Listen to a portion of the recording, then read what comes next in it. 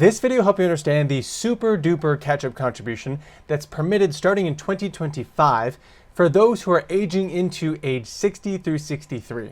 If you don't know who I am, my name is Chris Dime. I'm a financial planner out of Edmonds, Washington, and I specialize in working with folks to and through retirement. Now, it's not new information that most people are undersaving for the retirement of their dreams. This undersavings phenomenon is also not lost on governing bodies like the IRS, which is why you'll see in the tax code that as folks get older, their ability from a tax advantage standpoint to save more money goes up. A lot of times, these additional tax favored abilities to save money are called catch-up contributions. And there's a new catch-up contribution that's being rolled out starting in the tax year of 2025 for those between the ages of 60 and 63. So in today's video, we'll break down how this new super duper catch-up contribution works so that you can use it to make a more informed decision on how you're going to save for your future.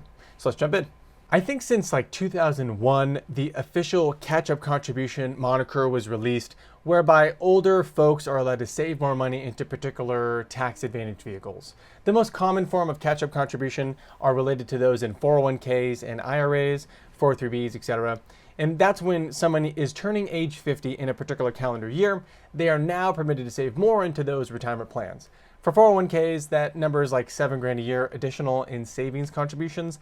And then for IRAs, it's generally an additional $1,000 a year. There's also catch-up contributions related to things like health savings accounts. Now you have to wait till you're 55 or older, but then you're allowed to put in another like $1,000 as well per year.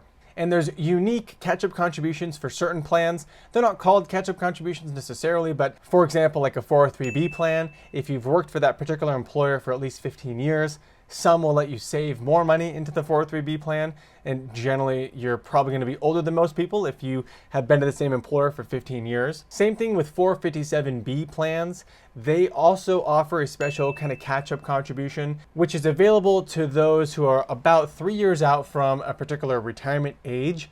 You're allowed to save more into those 457b deferred compensation plans. And actually, as it pertains to employer contributions, like profit sharing contributions into someone's 401k plan, or as it pertains to like pension plans, also called defined benefit plans, older employees generally will benefit more. It has to do with the back end testing of how ERISA, or basically the governing bodies behind these plans, dictate who gets what by way of profits from the company or contributions to that retirement plan.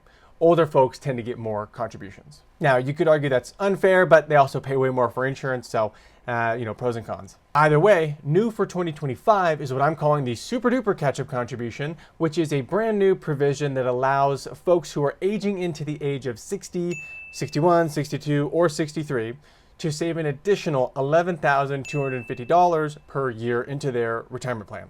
Now, specifically, this would be an employer-sponsored retirement plan, so not an IRA, but like a 401k, 403b, etc. Now, it's only available for those who are aging into 60, 61, 62, or 63.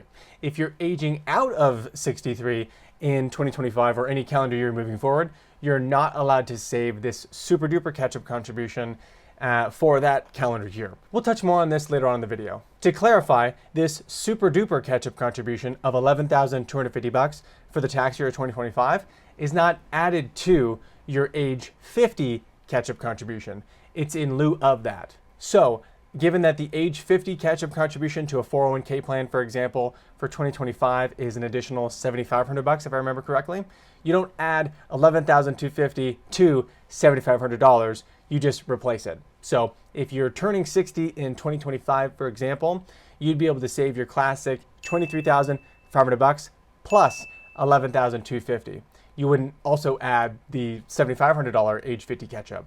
So to keep it simple, you're not going to be able to save more than $34,750. Now, do you have to be 60 years old to start making these contributions? And the short answer is no. You just have to be turning 60 by December 31st in the calendar year that we're talking about. Said another way, if you're 59 today, but you'll be turning 60 somewhere in the calendar year of 2025, then you are permitted to make this super duper catch-up contribution. On the contrary, if you are 63 today, but you'll be aging into age 64 in the calendar year of 2025, then you are not permitted to make these super duper catch-up contributions. It's only available for those who are turning 60, 61, 62, or 63. For those who are curious on like how the math works, how the IRS picked $11,250, it has to do with some Secure Act legislation that was passed a couple years ago. But ultimately, the math is done by taking the catch-up contribution of $7,500 and multiplying it by 150%, or 1.5.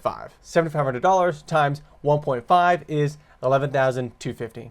So theoretically, that number is also going to go up with inflation over time, just like the classic catch-up contribution would as well. Now, I say go up with inflation. I don't think there's any rule that says catch-up contributions have to go up with inflation, but after having done the math on Excel for the past couple of decades, the math pretty much bears out that you're going to see roughly a 3 to 4% increase in the catch-up contribution dollar number. For those of you with access to or the plan to fund an after-tax 401k, you add this super duper catch-up contribution of $11,250 to the defined contribution limit of 70 grand for 2025, and that gets you how much in total can go into your 401k plan for 2025. I'll link above to my previous video on how to break down the actual math on how much you're allowed to fund into the after-tax 401k, but just know that your defined contribution limit is higher because you benefit from a catch-up contribution, and in this case, a super duper catch-up contribution. Now, unique for 2025, the IRS doesn't care if you fund all of your 401k, including the super duper catch-up,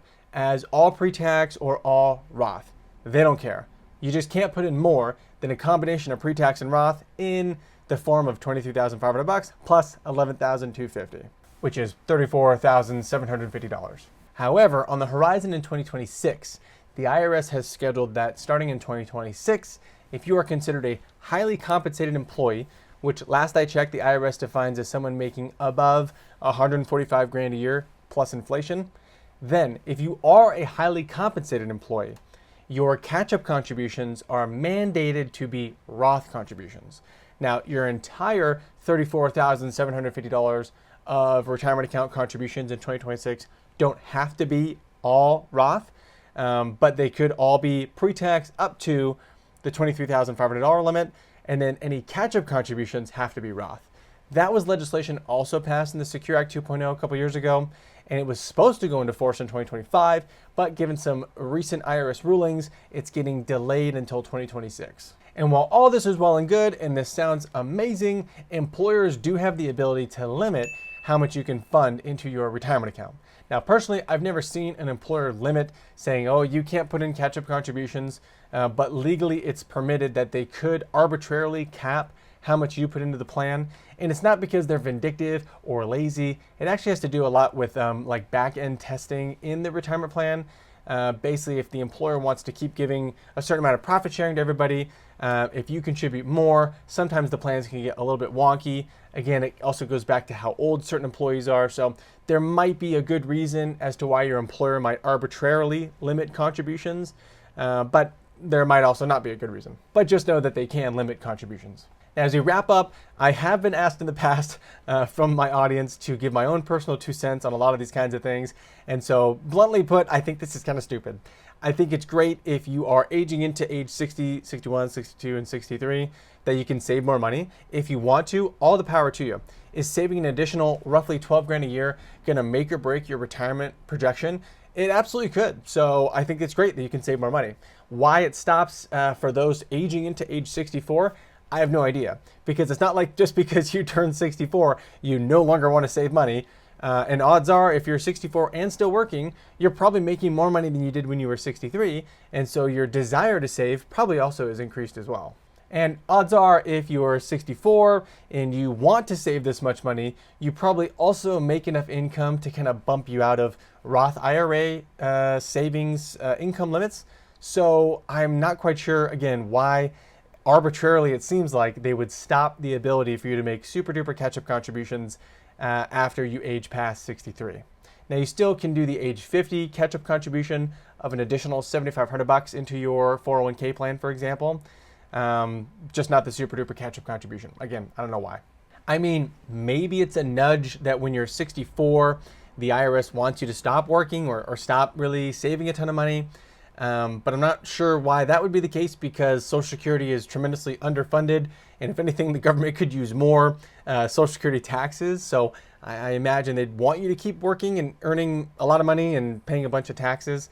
Again, not quite sure why they shut it off. Either way, some calls to action. If you're aging into age 60, 61, 62, or 63 in the calendar year of 2025, or you're going to age into one of those four numbers in 2026 or in the foreseeable future, it could absolutely make sense to speak with HR and see if you have the ability to make super duper catch-up contributions. If you do, it's totally something you might want to factor into your savings plan.